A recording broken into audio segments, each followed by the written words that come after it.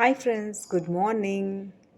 எல்லோரும் எப்படி இருக்கிறீங்க? கண்டிப்பாக நீங்கள் எல்லாருமே நல்லா இருக்கணும். நம்ம முள்ளங்கி பொரியல் தான் செய்ய போகிறோம். காத்தால பிரேக்ஃபாஸ்ட், மத்தியானம் லஞ்சு சேர்த்து தான் செய்ய போகிறோம். பருப்பு எப்போவுமே நார்மலாக வைக்கிற மாதிரி குக்கரில் வச்சாச்சு. இப்போது கடாய் வச்சு கடாயில் தேவையான அளவு எண்ணெய் ஊற்றி, இந்த பக்கமும் கொழும்பு தாளிக்கிறதுக்கு அதுலேயும் தேவையான அளவு எண்ணெய் ஊற்றி ரெடியாக வச்சுருக்கிறேன். அதுக்கப்புறம் ரெண்டுத்துலேயே கடுகு போட்டுக்கிறேன். ரெண்டாக ஒரே வாட்டி செஞ்சிடலான்னு சொல்லிவிட்டு பருப்பு எப்போவுமே கிண்ணத்தில் மிளகாத்தூள், மஞ்சாத்தூள், உப்பு போட்டு வேக வச்சுக்குவேன். எப்போவுமே நீங்கள் எப்படி வீட்டில் நார்மலாக செய்கிறீங்களோ அதே மாதிரி தான் முள்ளங்கி பொரியல் மட்டும் என்னோடய ஸ்டைலில் தான் நான் செய்கிறேன். கொஞ்சமாக கடுகு போட்டுட்டு அது கூட வெங்காயம் போட்டுடுவேன். வெங்காயம் தோலை அப்படியே வச்சுருக்கோம். ஏன்னா மேலே செடிங்க வச்சுருக்கிறேன். அந்த செடிங்க கூட கொஞ்சோண்டு தண்ணியில் நடிச்சு போட்டோம்னா அதுக்கு ஒரு உரையாக அது இருக்குன்றதுக்காக நான் எப்பவுமே வெங்காயத்தோலை தூக்கி போட மாட்டேன்.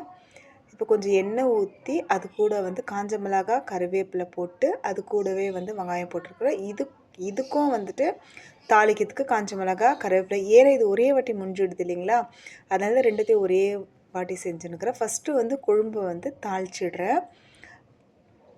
அதுக்கப்புறம் ரைஸ், இது நார்மல் ரைஸ் கிடையாது, கூப்புன அரிசி. ஏன்னா எங்கள் வீட்டுக்காருக்கு அதுதான் இஷ்டம், அதனால் அவருக்கு அது செஞ்சுன்னு இருக்கிறேன். பசங்களுக்கு தோசை தான் சுடுறேன். பருப்பை க்ளீனாக கடைஞ்சிக்கலாம்.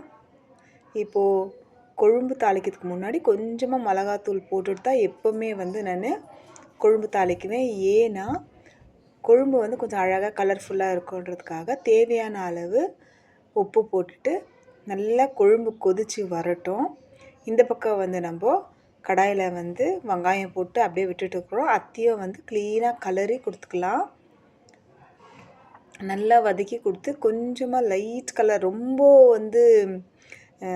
வெங்காயம் கலர் திரும்பக்கூடாது.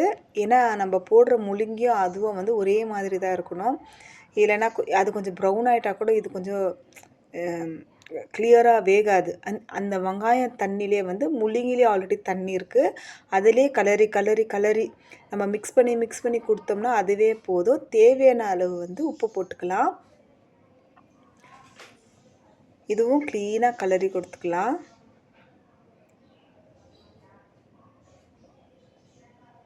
கொழும்பு கொதிச்சிடுச்சு. அதுக்கு தேவையான அளவு கொத்தமல்லி போட்டு நம்ம ஸ்டவ் ஆஃப் பண்ணிடலாம். இது கூட மிளகாத்தூள் போட்டோம்னா இந்த பொரியலும் ரெடி ஆயிடுச்சு. காத்தால ஏய்ச்ச உடனே எப்படி இருந்தாலும் பசங்களுக்கு டிஃபன் கட்டே தான் ஆகணும். கொஞ்சம் அளவுக்கு நம்ம வெஜிடபிள்ஸ் கொடுக்குறது ரொம்பவே நல்லது. இது நீர்க்காய் ரொம்பவே நல்லாயிருக்கும். நீங்கள் இதே மாதிரி செஞ்சு பாருங்கள். தேங்காய் பூ போட்டுட்டு கொத்தமல்லி போட்டுட்டோம்னா இதுவும் முடிஞ்சிடுச்சு. அதுக்கப்புறம் டிஃபன் கட்டுறதுக்கு தோசை. ஏன்னா பசங்க ரைஸ் கொடுத்தா அனுப்பலாம், ஒன்றும் பிரச்சனை கிடையாது.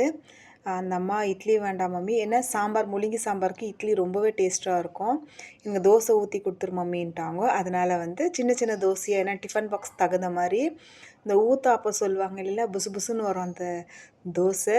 ஏன்னா மத்தியானம் வரைக்கும் கொஞ்சம் ஒரு தோசை முருடாக கஷ்டமாக இருக்கும் சாப்பிட்றதுக்கு. இது கொஞ்சமாக நல்லா ரவுண்டாக ஊற்றிட்டு அது கூட கொஞ்சமாக எண்ணெய் ஊற்றிட்டேன்னா அது மத்தியானம் வரைக்கும் அந்த தோசை தாங்கும். அதனால் கொஞ்சமாக எண்ணெய் ஊற்றிக்கலாம். ஒரு ஸ்பூன்லேயே நான் 3 தோசை செஞ்சுட்டேன். தேவையான அளவு எண்ணெய் விட்டுட்டு அதுக்கப்புறம் திருப்பி போட்டுட்டோம்னா நம்ம தோசை ரெடி. கொஞ்சமாக உருளைக்கிழங்கு ஃப்ரை, ஏன்னா அவங்க அது சாப்பிட மாட்டாங்க, ஆனாலும் கொஞ்சமாக எங்கள் பொண்ணுக்கு ரொம்ப இஷ்டம் உருளைக்கிழங்கு ஃப்ரை. அதனால் கொஞ்சம் எண்ணெய் ஊற்றிட்டு உளுத்தம்பருப்பு, கடுகு, கருவேப்பிலை போட்டு நல்லா மிக்ஸ் பண்ணி கொடுத்துட்டு இறக்கும் பொழுது கொஞ்சமாக இதுலேயும் மிளகாத்தூள் போட்டு நம்ம இறக்கணும்னா இதுவும் ரொம்ப டேஸ்ட் ரொம்பவே நல்லாயிருக்கும். இப்போது இந்த 4 ஐட்டமும் செஞ்சாச்சு. குழந்தைக்கு டிஃபன் கட்டிடணும். இவர் லேட்டாக போகிற தொட்டு அது நிதானமாக கூட செஞ்சுருக்குவேன். இது டிஃபன் கட்டி அவங்கள அனுப்பணுன்றதுக்காகவே கடன்னு இந்த இவ்வளோது சாம்பார், சாப்பாடு, தோசை, முள்ளங்கி ஃப்ரை, அதுக்கப்புறம் டிஃபனும் கட்டிட்டேன். இந்த வீடியோ உங்களுக்கு பிடிச்சிருந்தா லைக் பண்ணுங்கள் ஃப்ரெண்ட்ஸ். பாய்.